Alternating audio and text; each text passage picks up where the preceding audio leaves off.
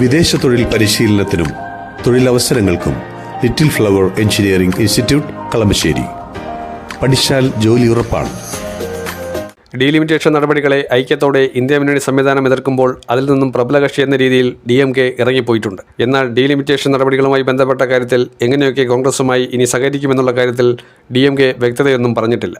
കാരണം DMK ഇനി പിക്ചറിൽ ഉണ്ടാകില്ല എന്നുള്ളതാണ് വാസ്തവം.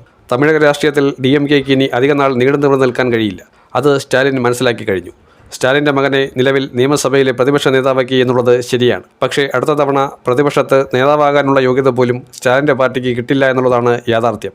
പക്ഷേ ഡീലിമിറ്റേഷൻ നടപടികൾ ദക്ഷിണേന്ത്യൻ സംസ്ഥാനങ്ങളെ അഫക്റ്റ് ചെയ്യുമ്പോൾ BJPയുടെ അലയൻസ് പാർട്ണറായിട്ടുള്ള ചന്ദ്രബാബു നായിഡുവിൻ്റെ തെലുങ്കുദേശം പാർട്ടിയെ വല്ലാതെ അഫക്റ്റ് ചെയ്യും. പക്ഷേ അതൊന്നും അറിയാത്ത മട്ടിൽ, അതൊന്നും ഒരു വിഷയമേ അല്ല, സാരമില്ല എന്ന മട്ടിൽ മിണ്ടാതിരിക്കുകയാണ്. അതൊന്നും കാരണം തങ്ങൾക്ക് നഷ്ടമുണ്ടാകില്ല എന്ന് ചന്ദ്രബാബു നായിഡു വിചാരിക്കുന്നുണ്ടെങ്കിൽ അദ്ദേഹം വിഡ്ഢികളുടെ മൂഢസ്വർഗത്തിൽ ഇരിക്കുക തന്നെയാണ്.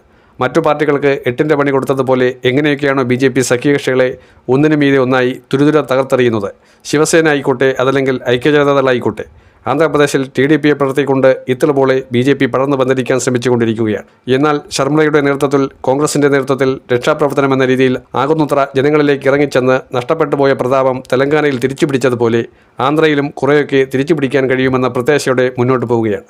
അത് എത്രത്തോളം വിജയകരമാകും എന്നുള്ളത് ഇപ്പോൾ പറയാൻ കഴിയില്ല.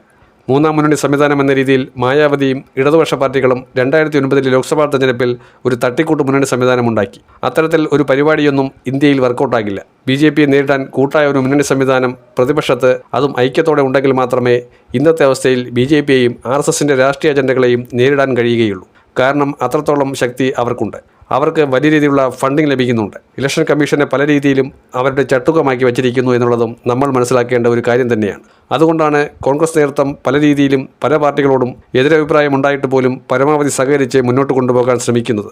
എന്നാൽ ഇനി ആം ആദ്മിയെയും DMKയും ഒന്നും ആ മുന്നണിയുമായി സഹകരിപ്പിക്കേണ്ട ഒരു ആവശ്യവുമില്ല എന്നതും വളരെ ശക്തമായ ഒരു കാര്യമാണ്. ഡീലിമിറ്റേഷൻ പദ്ധതി ഉൾപ്പെടെയുള്ള കാര്യങ്ങളിൽ നരേന്ദ്രമോദിയും BJPയും എടുക്കുന്ന കേന്ദ്രത്തിൻ്റെ തെറ്റായ നയങ്ങളെ കോൺഗ്രസ് അല്ലാതെ മറ്റേത് പ്രതിപക്ഷമാണ് ചെറുത്തു തോൽപ്പിക്കേണ്ടത്?